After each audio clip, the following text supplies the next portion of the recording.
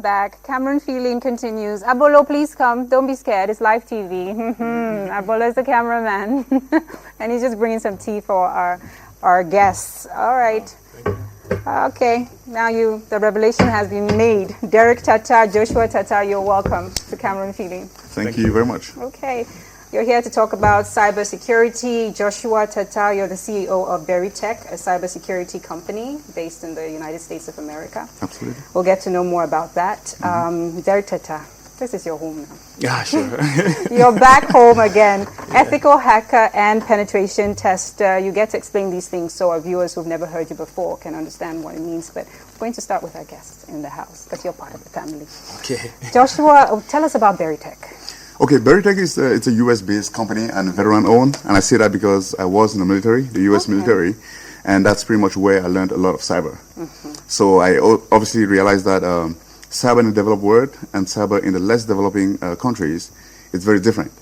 So that's why I got the initiative that, okay, you know what, first, I'm African, and decided to start a cyber based on the experience that I've had in cybersecurity. So I decided to start a cybersecurity company, pretty much. And the focus is pretty much on cybersecurity, DevSecOps, which I know in the African world is not very pronounced, malware analysis, pen testing, and then some vulnerability assessment. You're going to break down some of these things as we have the conversation. Oh, yeah, absolutely. But then let's start with cybersecurity, because we are flaunting this word. Maybe some people do not know what it actually means. Yes. Yeah, cybersecurity, I always like to have an example. Let's say, for example, everybody has a car. In that car, there are best practices for your car not to be stolen, right? Such as, you know, after you drive, you park somewhere, you want to lock the door, maybe set up an alarm, and then take your keys, make sure you take your keys and go away, right? But does it mean your car cannot be stolen? No. No, the car can still be stolen, but the probability for the car to be stolen is going to be slim. Yes. Right? So if you have that concept in mind, now when we talk about cybersecurity, in general, people do not implement best practices. Such as if you park your car, you turn off the engine, but leave the car on the door and take off. Someone is going to come there. It makes it very easy. So everyone is involved in cyber, be it a company, individuals, groups, families. Everyone has a part to play in cybersecurity. Okay. Derek, ethical hacker. Once we hear the word hacker, we know it's negative, but when we hear the word ethical, it feels good. Yeah, exactly. We always need to draw that line. Yes. It's very important. If you just say hacker, the first thing that comes to your mind is the bad guy. Yes. That's the first thing. But when the word ethical is there, it makes it look different. Ethical means you are doing what the other guys are doing with authorization and to bring out a solution. Yes. You're not doing that for maybe personal gains or financial or blackmailing and so on. Yes. So ethical hacking has to do with trying to hack with authorization, like getting access to someone's device or maybe someone's home, someone's phone, laptop and so on. But with authorization to bring out a solution on how to best protect it. I love that. It's like you understand the tricks of the criminals, but you're the police officer. Oh, yeah. So you're the good guy. I'm the good guy. And then penetration tester, what does that entail? All right, penetration testing, I always say this, I break things for a living. As a penetration tester, what you do is you are hired by your company. The company say, hey guy, try to break into my company. Yes. If you succeed in doing that, bring out recommendations or maybe your findings and everything. So now you start by getting what they call an NDA, a non-disclosure agreement. Once you've gotten your NDA, that NDA protects you and it protects the company too. And you have an authorization to do that. So while you're doing that, it's split it's divided into three. We have black box penetration testing, we have white box, and we have a gray box. Black box is when you have no information about the company you're about to get in. So you behave like the bad guy out there. You give you no information. You start by maybe trying to hack their Wi-Fi, get into their systems and everything. Gray box, they give you partial information. And white box, they give you a lot of information about the company. Now, why do they give you a lot of information about the company? We have insider's threat. So they give you information like an insider, and they see how far you can go. Yes. Yeah, so we have super administrators, and we have basic users. Yes. A basic user should not have super administrators right. So what we try to do is called privilege escalation. Try to see if you can escalate our privileges to a super user if you are able to escalate the privilege to a super user, then there is a problem. Yes. So we try to bring out all of those findings and correct them. That's how you measure security. Oh, yeah. Okay. Now, according to the National Agency for Information and Communication Technologies right here in Cameroon, the two most widespread cyber crimes in Cameroon are scamming and phishing. What is scamming? I mean, the way we define scamming is unauthorized access, or luring somebody into doing something in order for you to get something, something valuable from that person without the person even knowing. So that What are some examples? Example of scamming is throwing a phishing attack such as a malicious link to someone. As a matter of fact, someone just sent it to me this morning. Okay. That was actually my cousin. Yeah. So he got it and he was like, hey, you might have even seen it. So he sent this long message that, okay, the United States is hiring a lot of employees. You know, if you're willing, you're in Africa, you're willing to migrate to the United States for citizenship, and then you're going to have all these jobs. I saw that about Australia just last week. Yeah. Absolutely. Yeah. So that is already a big red flag. If anything looks too good to be true, it's probably not true. So he sent it, and there's a link there. If you open that link, you're going to realize that it's asking for information. Yes. Valuable information. And once you put in that information in there, obviously the other person that created it is listening somewhere. Yeah. And now they can get that information. Okay. So pretty much, phishing is just a type of scam. Right? You send malicious links to people, they click on it. It could be bank information. It could really look like this is a legitimate thing. Yes. But there are some red flags that if you can identify those, then it's really going to help. No, it's the same thing. For example, you receive an alert on your phone and someone says this amount of money has been transferred. Just put your code in. And because everybody likes money, you feel like you want to do it. But then you said something that's important. When things are too good to be true, you have to hold back. They're probably not true. Yes, they're probably not true. So scamming and phishing, same thing. Yeah, scamming, it's global. Yeah. Phishing is a type of scam.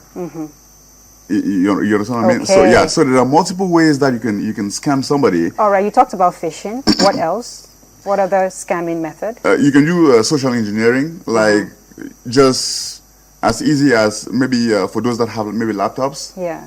They can, you can have like a malicious drive, be it like a flash drive. Yeah. So you might just pick a flash drive somewhere, it looks really good, you take it and you plug it on your machine, it downloads something on your machine, and from there your machine is infected without you even knowing. So there's like multiple ways of trying to get information from somebody. The simplest definition I can give is that scamming is trying to get information from somebody, regardless of the means that you're going to use to get it. Yeah. I don't know if I can add something to that. Go ahead. So, and most of the time, scamming is based on trust too. So for me to be able to scam you, you need to trust me. Yeah. So there's that trust I need to put in place first. Establish, Yeah, I need to establish the trust, and it could be maybe your name, or maybe if I have your name. Yeah. I mean, you can start trusting me a little, even though not totally. But if I know your family, I know where you live, I know a lot of things about you. Didn't you school at so and so place? And all this information I got them from you actually, but the kind of things you post. Yes. So for me to be able to scam you successfully, I should be able to have a lot of real information about you. Okay. So whatever thing I ask, you're definitely going to send. All right.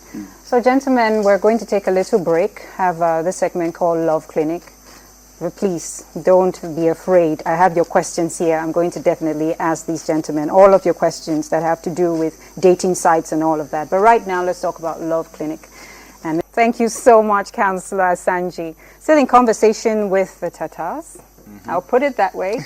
It's time for us to get some of your questions. The first one is from, let's take Jen. Jen from Ifulan. She says, what's the best way to manage passwords so it can be hacked? I think that's what she means.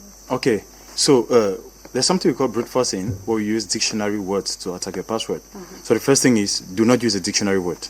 Okay. Yeah, because a dictionary word, I have something like, it's called Rock You. It has more than 40 million passwords of known words. Dictionary words with letters and with numbers, figures and symbols.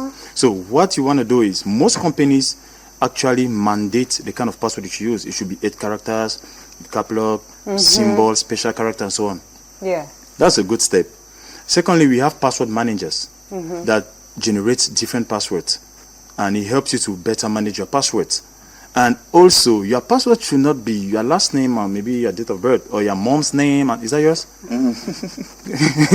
Or your last name or some date of birth. It's very easy to guess. Guilty here. Yeah, Yes. so do not do that, or your pet's name But and at the everything. same time, you want something you can remember. Yeah, use a manager, password manager. It's going to help you. Okay. All right. Can I add something to that? Please do. So, any password that is too easy for you to remember that, think from the opposite direction.